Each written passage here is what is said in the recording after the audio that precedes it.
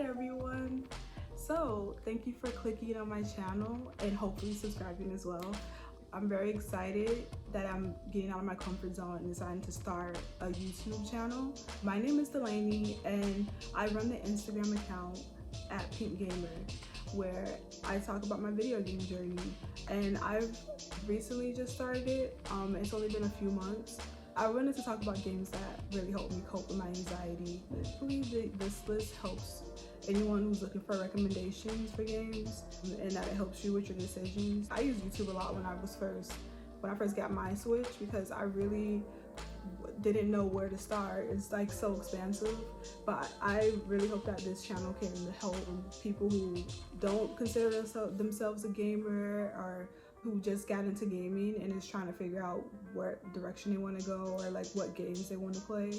So yeah, I hope this list helps you guys. My first game, which really doesn't need an introduction, is gonna be Animal Crossing, which was what everyone picked up during the times when we couldn't go outside or interact with people.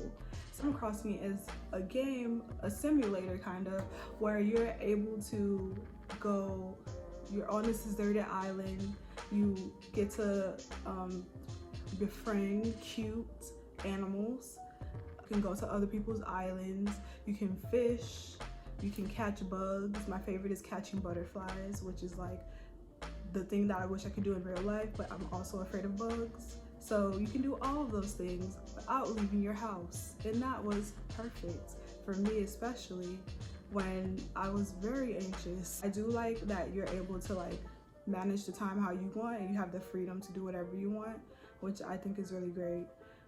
So yeah, Animal Crossing, best game ever. Don't at me. No. So Zelda Breath of the Wild is an awesome, amazing game. I was a little anxious, I'm not gonna lie, when I first started playing, because I haven't played an adventure RPG before, so this would be one of my first. It's very helpful to a person that is not familiar with Zelda games as well. I like running around and like talking to the NPCs, and it could be even something as simple as helping a villager boy talk to his crush and like figure out what her favorite gift is, or like what he could buy her, or like, you know, just even climbing a mountain to get mushrooms for some old man who can't climb mountains. I find that very nice, and it really appeals to like the empath in me, that I need to help these fictional characters.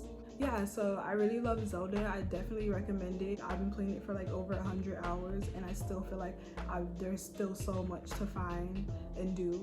For my next game, actually I'm gonna switch it, because I was gonna say Super Mario Odyssey, but I'm gonna go with Luigi's Mansion 3 first, because I feel like we should give Luigi props. I always like Luigi. He's one of my favorite characters in the franchise, because I really love I love playing with him in Super Mario Bros. 3. I feel like he jumped a little higher. Luigi's Mansion 3 is everything that you could imagine. I was a little scared when I started to play it. I know it's for kids, but I'm a scary person sometimes. I got jump scared a little bit while playing it, but I really loved it, and I really like the atmosphere of Luigi's Mansion 3. You get to like go around collecting money with your vacuum and getting ghosts and like sucking them up, and that's pretty awesome. And like I just like to be able to explore and like solving the puzzle. I like the themes for each game level, and that you can just basically go through each floor and smash as much things as you want to collect as much money and to like get to the end of the level. And so I love Super Mario Odyssey. It is very, I feel like it's like everything good about Mario games and like amplified. I feel like it gave Mario a little bit more personality, even though he still doesn't really talk. But I really loved Cappy and running around to different worlds trying to get Peach back. It was a lot of fun, and like being able to explore different cities. My favorite level was New Dunk City, because the ending of that level was just classic. And I love the elements where it mixes the 3D and the 2D together. Super Mario Odyssey also speaks to the Sagittarius in me because I love traveling, even though we haven't been able to travel during this time, of course.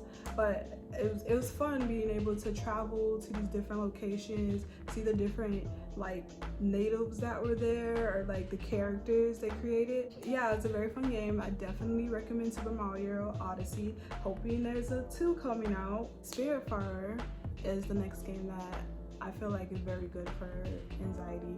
It is similar to Animal Crossing. It's a simulation. You get to befriend cute animals, and you also get to explore, go to different islands, except you have a boat and you can customize that. But one of the main differences about Spiritfarer is that it's about death, which I was like, I know it sounds weird. You're like, oh, this is for anxiety? How? Death makes me anxious. But I feel like death is something that a topic we don't talk about or try not to think about as much. But I really like how it handles the subjects and how it helps you to like feel about loss and like, especially with like the year we've had. You get to play as Stella, the Spiritfarer, Fairy Master to the deceased. I said that word. Fairy Master to the deceased. And she travels around to different islands and picks up different animal spirits who are somewhat related to her. I'm not really sure if they're supposed to be or if that's just what they say, but like some of them are like her uncle or like a cousin, things like that, and she helps them, like accommodates them on the boat, gets them like a living situation, and you know, helps them get through why they're stuck in the afterlife. And then once they're able to figure out what they're coping with, then you take them through the spirit gate. So along with like feeding them and like making sure you talk to them and like see to their needs, you can hug them, which I really love that as an option. I kind of wish Animal Crossing had it. When you hug them, I honestly, I feel like I'm hugging them through the screen. I love the dialogue in the game. I love talking to the other little ghosts, and I find it very nice and very comforting. It's a very cute game, even though it's about death, and I think that is very helpful to the levels of grief. To be able to take them to the gate, I've only let go one spirit so far, and that was very like emotional for me. But then it's like after they're gone, you kind of like, okay, I understand why I had to do that and why they felt like they needed to go, or like, you know, it's therapeutic. I would say it's very therapeutic. So I would definitely recommend Spiritfarer. It's a very nice game, and there's also updates that they've been doing. They just added a new character, so it's still gonna be it's still an ongoing game. I think it's gonna be similar to Animal Crossing, where they keep adding new things.